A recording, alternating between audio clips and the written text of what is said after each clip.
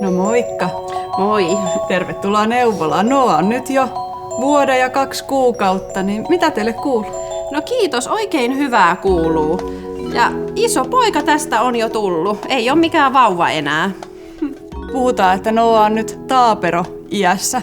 Taaperoiällä tarkoitetaan, että lapsi on 1-2-vuotias. Ja vaikka aika pieni vielä, niin ei kuitenkaan vauva enää. Harjoittelee kävelemistä ja itse syömistä ja kiipeilyä. Haluaa vetää kaikista johdoista ja kiipeää joka puolelle ja pistää kaiken suuhun. Kuulostaa kyllä hyvin iänmukaiselta toiminnalta. Ja vanhempana onkin nyt tosi tärkeää huolehtia sitä lapsen turvallisuudesta.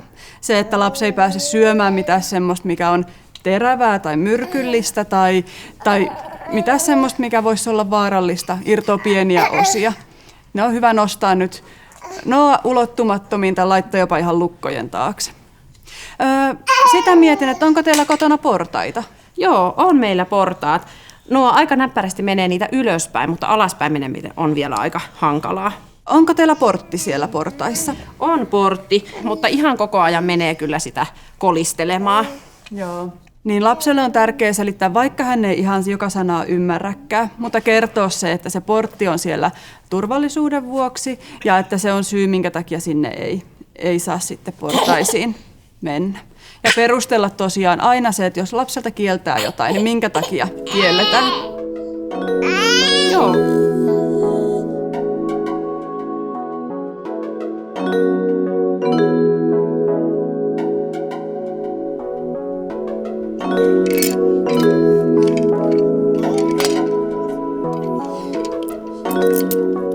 Noalla on välillä tosi kova kiukku ja hän huutaa, kun aletaan vaikka pukemaan. Mistä mä tiedän, että onko hänellä joku oikea hätä? Tämmöisellä taaperoikäisellä lapsella se tunteiden kirjo on jo tosi laaja ja voimakas. Lapsella on tärkeää osoittaa hänelle, että häntä rakastetaan näissä uhmakohtauksissa. Tärkeää on kuitenkin pitää niistä rajoista kiinni. Ota lapsen jälkeen syliin ja yritä rauhoitella häntä. Yritä myös itse pysyä rauhallisena. No, onko tämä nyt jo sitä uhmaikää? No oikeastaan siitä uhmasta tai tahtoijasta puhutaan vasta 2-3-vuotiaan lapsen kohdalla. Se on kuitenkin tosi yksilöllistä. Toisilla se uhma näkyy voimakkaasti.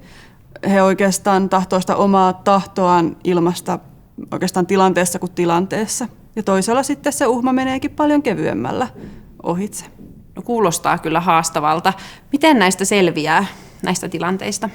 Kyllä niistä selviää. Tärkeää on osoittaa lapselle, että huolimatta siitä kiukusta, niin hän on rakastettu.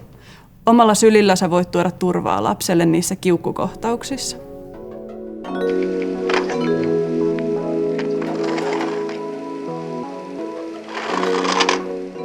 Mitä te tykkäätte Noan kanssa tehdä? No Noa tykkää olla tosi paljon ulkona. Ja me ulkoillaankin kyllä ihan joka päivä. Mutta näin syksyllä toi pukeminen on vaan tosi vaikeeta.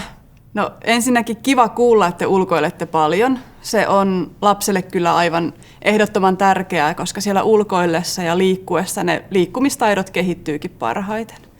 Ja oot kyllä ihan oikeassa, että syksyisin on vaikea valita, että mitä sille lapselle pukee päälle. Tärkeintä on kuitenkin se, että lapsi pysyy aina lämpimänä ja kosteus ei pääse vaatteiden sisäpuolelle.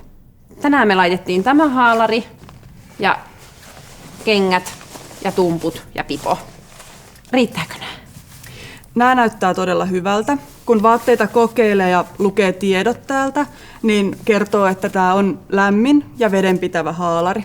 Jos Noa lähinnä istuu rattaissa tai siellä hiekkalaatikolla, niin ihan tämmöisen haalari alle voisi lisätä vielä lisäkerrokseksi villahaalarin tai sitten tämmöisen fleecehaalarin. Mutta jos sitten taas Noa jo juoksee ja kiipeilee siellä, niin silloin näitä ei välttämättä tarvita. Nyt sitten syksyllä, jos on märkä keli, sataa vettä, niin edelleen ulos kannattaa lähteä. Se on hyvä tapa purkaa energiaa. Mutta silloin, jos sataa ja on märkää, niin silloin on hyvä laittaa lapselle ihan kuravaatteet. Jalkoihin laitettaisiin kumisaappaat, sitten kuravaatteista takki ja housut ja vaikka ihan kurakäsineetkin. Voiko tämän ikäinen lapsi vielä nukkua ulkona? Itse asiassa, jos se vaan sopii teidän arjen rytmeihin, niin se kuulostaisi tosi hyvältä. Ulkona lapsi nukkuu yleensä hiukan paremmin. Nukkuvankin lapsen on tärkeää suojata niin, että hänellä on lämmin. Ettei tule kylmä eikä sitten suoraan veto pääse sinne vaunuihin. No mitä me täällä ulkona oikein voidaan tehdä? Me ollaan käyty siinä lähipuistossa ja hiekkalaatikolla. No ne kuulostaa kyllä tosi hyviltä jutuilta. Tämä ikäinen lapsi, niin se nauttii siitä, että saa ulkoilla ja saa itse tutustua siihen ympäristöön. No niitä me ollaan tehtykin. Mutta mitäs jos se pistää joku kävyn tai kipin sulku? Se on kyllä totta, että tämän ikäinen lapsi tutustuu asioihin maistamalla. Se ei ole vaarallista, että hän pikkusen sitä maata tai multaa maistaa. Liikasuojelu ei ole kyllä hänelle hyväksi. Sitten vanhempana on tietysti tärkeää huolehtia se, että lapsi ei pääse syömään mitään myrkyllistä tai mitään terävää tai mitään semmoista, mistä voisi irrota pieniä osia sinne kurkkuun.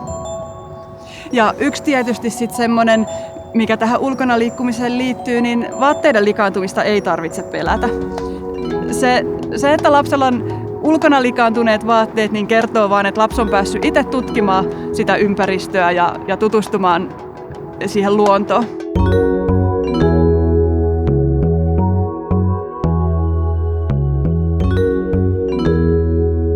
Yleensä kun ollaan oltu ulkona, niin on ihan väsynyt poika ja mennäänkin nopeasti päiväunille.